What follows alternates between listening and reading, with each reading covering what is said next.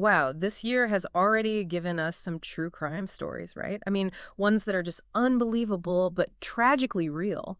And we've been looking at a lot of these, and there are a few that, well, they really stick with you, the ones that kind of force you to look at the darker side of what people are capable of. Yeah, absolutely.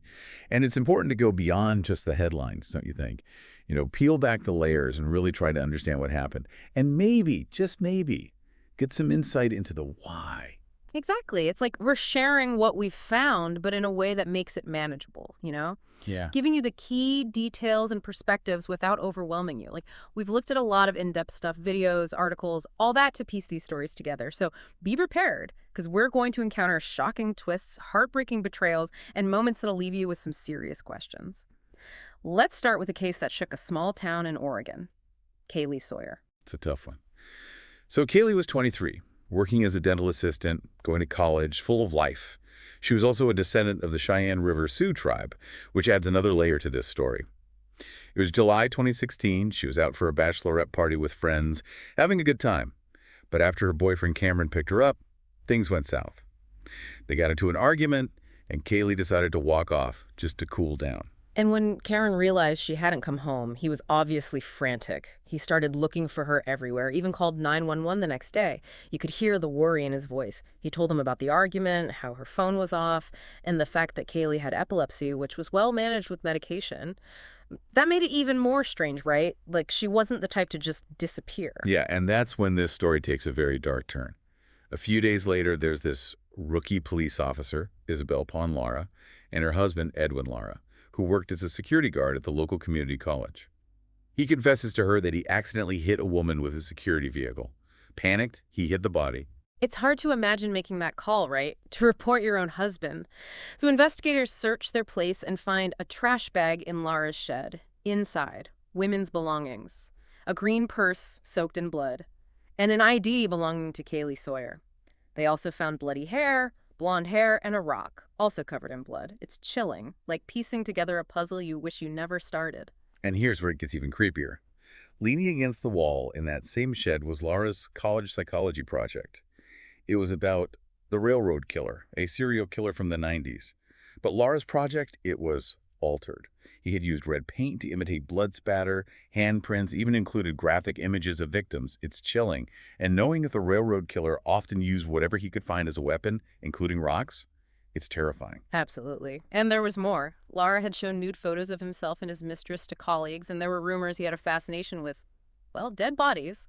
He'd even pointed out secluded areas around town to his wife, Isabel, like he was almost planning something. It's scary to think about. So Lara knows he's in deep trouble. He takes off, tries to run. And this escape attempt becomes a crime spree across Oregon and into California.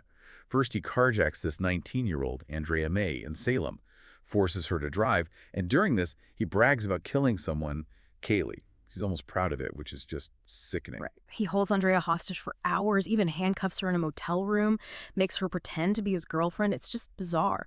But his desperation, it keeps growing. Next, he carjacks and shoots a wildlife photographer, Jack Levy. Then he carjacks a whole family, Nima Gimi, his grandma, and his younger brother. It's terrifying. Lara is clearly losing it, spiraling. And then he makes a 911 call. And in this call, he confesses to killing Kaylee. First, he says it was an accident. He thought she was drunk, didn't see her, ran her over. But then he admits to silencing her permanently because she was screaming. Offers to tell them where the body is. He even talks about suicide. This call, it was the key. They track him down, arrest him. Kaylee's body is found, just as he said. The medical examiner determines the cause of death is blunt force trauma. And in Lara's abandoned car, they find notes. Apologies to Kaylee's family, repeating that it was an accident. A message of love to his wife. It's confusing, right? Like, is he truly sorry, or is he just trying to cover his tracks? That's the thing with investigations like this. You got to look for inconsistencies. And Lara's story, it kept changing. He eventually admitted to choking and assaulting Kaylee. But the detectives, they didn't buy the accident story, especially when they pointed out that he took Kaylee's purse and phone. Like, if it was truly an accident, why take away her means of communication? Exactly. Even a pastor was brought in to talk to Lara, maybe hoping to get through to him on a deeper level. Finally, Lara admits to this urge to kill. He writes letters to Kaylee's father, expresses remorse. But can you truly believe those words after such a brutal act? We find out more about what happened that night. He propositioned her, took her purse and phone, and because his security vehicle had a cage inside, she was trapped. He choked her, assaulted her, and ultimately, the blunt force trauma ended her life. Lara's confession to his wife was initially ruled inadmissible in court, but the physical evidence and the testimony from his crime spree were overwhelming. At the sentencing, Kaylee's family spoke. They were incredibly strong, sharing their immense pain and their desire for justice. Edwin Lara ended up pleading guilty to aggravated murder and robbery. He got life in prison without parole. He was later sentenced to another life term for kidnapping Andrea May. He'll never be free. And tragically, Kaylee's death led to Kay's Law in Oregon, which clarified the role of campus security and implemented stricter vetting, trying to prevent someone like Lara from ever being in that position again. Kaylee's family remembers her as a bright light, a warrior with a constant smile and a huge heart. Now, let's shift gears to Dallas, Texas, October 2020. Marisela Botello, 23, visiting from Seattle. She was out alone in Deep Ellum, met a guy named Charles Beltran, an aspiring rapper. Last sighting of Marisela. Security footage from a 7-Eleven. She and Charles stopped there after leaving a bar. Months later, in March 2021, her remains are found. But only fragments, a skull. They couldn't even determine the exact cause of death. Jealousy plays a big role in this one. Charles had a girlfriend, Lisa Dykes. And according to Charles, he wakes up to Marisela screaming, and Lisa is stabbing her. In a jealous rage, she found him in bed with someone else. It's a terrifying picture. Charles claims he tried to stop Lisa, even physically restrained her. He was in shock. Said Lisa had warned him about bringing other women to their house. He says he left, just left. It raises questions about his involvement, right? Like, what do you do in that situation? Here's where Lisa's partner, Nina Sharovan, comes in.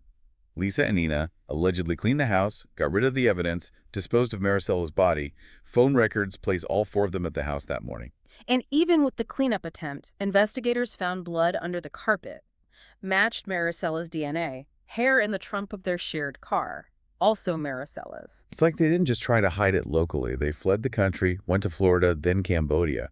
Tried to escape, but it didn't work. They got caught in Cambodia because of ATM withdrawals and surveillance footage. Eventually, charges against Nina and Charles were dropped. They pleaded guilty to tampering with evidence, and Charles testified against Lisa. But Lisa, she stuck to her story, said she was innocent, tried to downplay her relationship with Charles, like it was just business, trying to remove the motive. She even changed her appearance for court, like she was trying to change the whole narrative. But the evidence was strong. Lisa Dykes was found guilty of murder and tampering with evidence, life sentence for the murder, plus 20 years for the tampering, and a hefty fine on top of that. The judge really let her have it, emphasized how Marisela deserved dignity and respect, which is the complete opposite of how Lisa treated her. Knoxville, Tennessee. November 2016. Joel and Lisa Guy Sr., loving couple, spending a peaceful Thanksgiving together.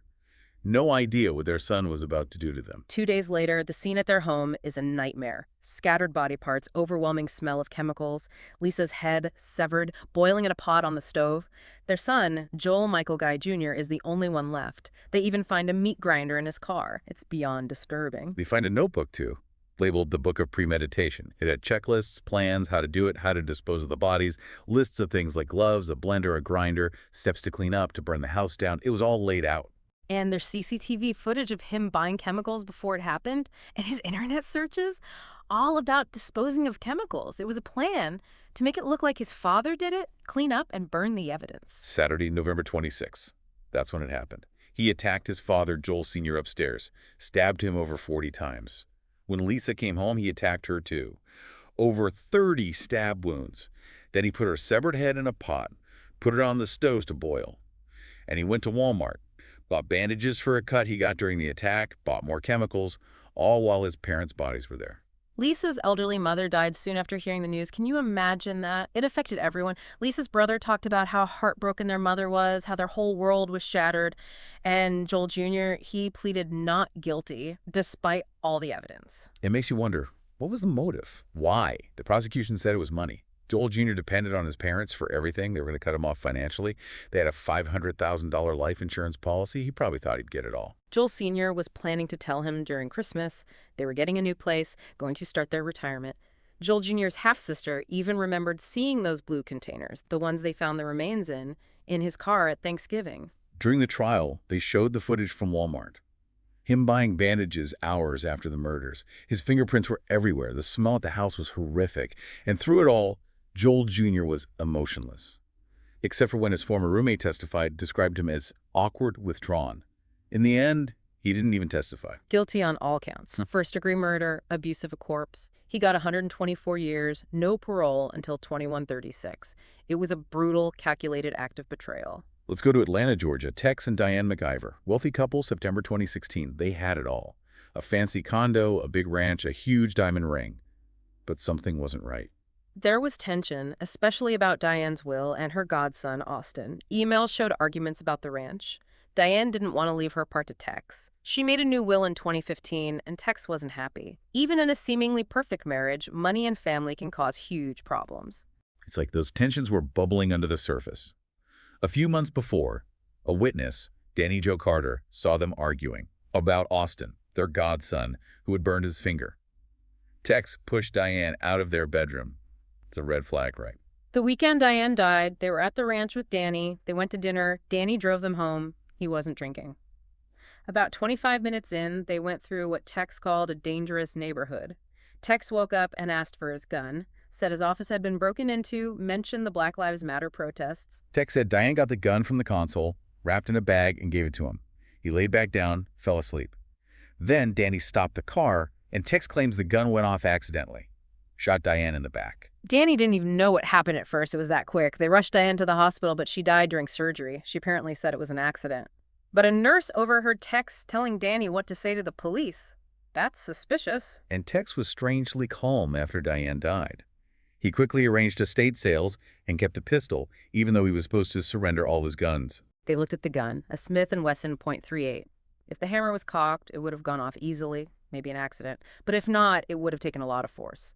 And Tex, he was involved in another shooting back in 1990. The money aspect is important, too. Tex owed Diane $350,000. And he got $4 million when she died. Big motive. At his trial in 2018, people testified about his weird behavior after Diane's death. They even played a voicemail where he told Danny's wife to stop talking to the police. Yeah, that didn't look good. The jury found Tex guilty of murder, life sentence. But then, in 2022, the Georgia Supreme Court overturned the conviction. The trial court didn't tell the jury about the lesser charge of manslaughter. They were going to have another trial. But then, January 2024, Tex took a plea deal. Pleaded guilty to involuntary manslaughter, got 8 years, but could get parole immediately. Let's move to Royce City, Texas. September 2016. Bob Pointer is found dead, shot in the head. His wife, Chasey, made the 911 call. Bob was a firefighter, and there was a big age gap between them, 18 years. Their marriage was rocky, to say the least. The 911 call was frantic. You could hear Chasey struggling to breathe. When the first responders arrived, she was barefoot, covered in mud. She said her Jeep got stuck and someone shot Bob. He was in the Jeep, dead. Her story started to change in the ambulance. She started talking about their problems, said they were supposed to meet at Jack in the Box to talk. Then she said her Jeep got stuck and she called Bob. And while he was reversing, someone shot him. But there was no sign of a struggle. And her description of the shooter was vague. A tall man in dark clothes. That's it. Chasey said she wanted a divorce, that Bob was trying to take their daughter, but then it came out that she was having affairs, multiple affairs. Bob even put a security camera in their house and caught her with one of her lovers. They went to Mexico, tried to fix things, but Bob told a coworker, "I just can't do this anymore." He was at his limit. Chasey said she was at a friend's house that night, Michael Garza. They had started seeing each other earlier that summer. He was a truck driver, had a criminal record. Police were suspicious. Why would someone shoot Bob and leave Chasey alive? During questioning, her story fell apart. She admitted that Michael Garza, shot Bob. She changed her story again, said they just wanted to scare him, that she didn't know Garza had a shotgun. And guess what? Chasey was the beneficiary of Bob's life insurance, and Bob had just contacted a divorce lawyer. And it gets worse. They found messages where Chasey asked her lovers to kill Bob. She texted Garza things like, "I will shoot that dude, and I've made up my mind." They arrested her. At the trial, they showed police footage, the interrogation tapes, but she didn't testify. Garza got 99 years for his part in Bob's murder. Chasey, guilty of murder, life sentence, but she still says she's innocent. It's just sad. A tragic story of betrayal and deceit. Miami, Florida, April 2022. Christian Obumseli is dead, stabbed. His girlfriend, Courtney Clenney, called 911. She was a fitness influencer, an OnlyFans model. Their relationship, it was volatile. There's a video from Aspen weeks before where they were having a huge argument. Police arrive. Christian is bleeding. Courtney's covered in his blood. She says it was self-defense, that she threw a knife at him. But the wound doesn't match that story. Christian dies. Courtney's reaction is intense. After the incident, Courtney was put on a psychiatric hold. She moved to Texas, then Hawaii. Just 2 days before Christian died, the police were called to their apartment. Another fight. Courtney tried to get a restraining order against Christian, claimed he was stalking her. But body cam footage shows his stuff was still in the apartment. They weren't broken up. And it gets worse. Elevator footage shows Courtney hitting Christian. Their friends saw her being violent towards him many times. Even Courtney's lawyer admitted she could be abusive. Christian recorded some of their interactions. You can hear her jealousy, her rage. And there's a history here. Back in 2021, Courtney was arrested in Vegas. Domestic battery. Threw a glass at Christian. In one of his recordings, she said she wants to kill him. There are text messages where he says she stabbed him before. August 2022, she's arrested. Second-degree murder. Her lawyers say it was self-defense, that she was a victim of domestic abuse, even human trafficking. But they haven't explained the trafficking part. And her parents were arrested, too, for messing with Christian's laptop after his death. Looks like they were trying to cover something up.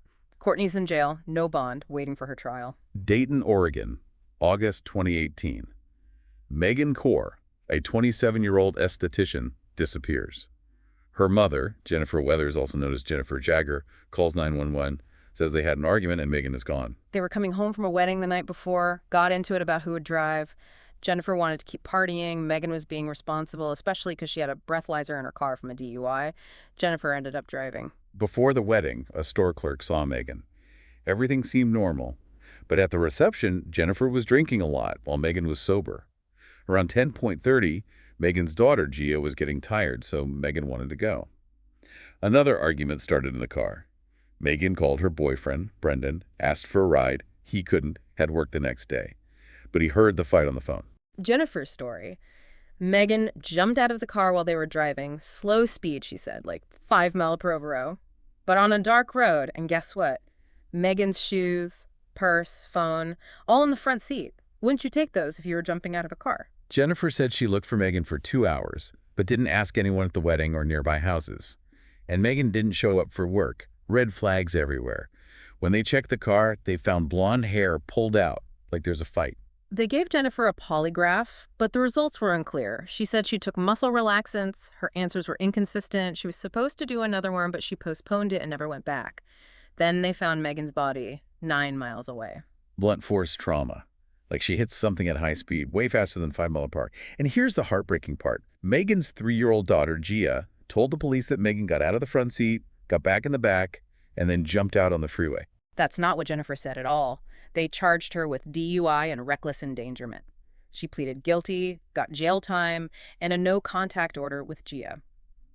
Megan's father is suing Jennifer and the wedding venue. June 2019, East Anchorage, Alaska.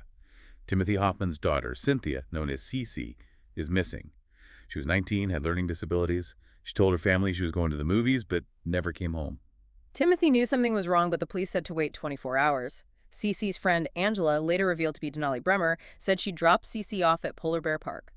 And she texted Timothy saying Cece was ignoring everyone, that she met a guy Angela didn't trust. It was all a lie. They found Cece's body at Thunderbird Falls, bound and shot.